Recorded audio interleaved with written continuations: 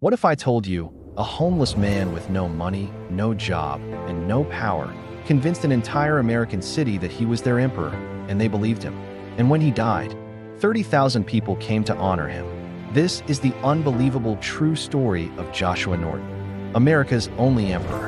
In 1849, Norton arrived in San Francisco during the gold rush. Like thousands of others, he came chasing opportunity.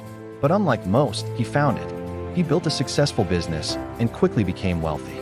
He had money, respect, and influence. He was living proof of the American dream. But success can disappear overnight. Norton made one risky decision. He tried to control the rice market, hoping to make a fortune. Instead, the plan failed. Prices crashed. His investment was destroyed. Within months, he lost everything. His business collapsed. His money was gone. His reputation vanished. The man who once walked proudly through the city was now homeless, ignored by the same people who once admired him. Most people would have accepted defeat. Most people would have disappeared into history. But Norton refused to accept that ending. On September 17, 1859, he walked into the office of a local newspaper and handed them a letter. It was short, simple, but completely insane. I, Joshua Norton, declare myself Emperor of the United States. He had no army, no government, no throne, just belief. The newspaper published his declaration as a joke, but something unexpected happened. The people of San Francisco didn't reject him. They accepted him. They called him Emperor Norton. Restaurants gave him free meals. Theaters reserved the best seats for him. Shop owners welcomed him with respect. Police officers saluted him as he walked through the streets. He even printed his own currency, and local businesses accepted it.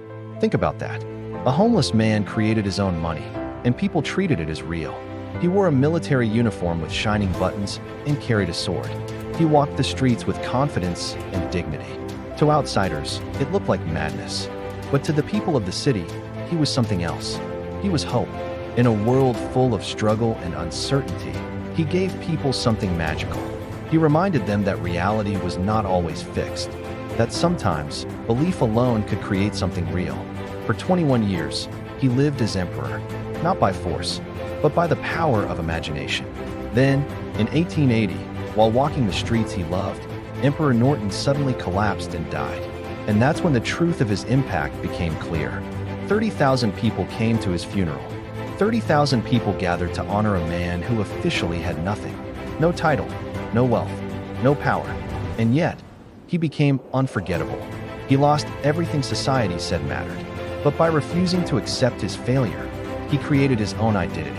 He turned loss into legend and proved something powerful. Sometimes, the only limits that exist are the ones people accept. So the question is, was he crazy? Or was he the only man brave enough to create his own reality?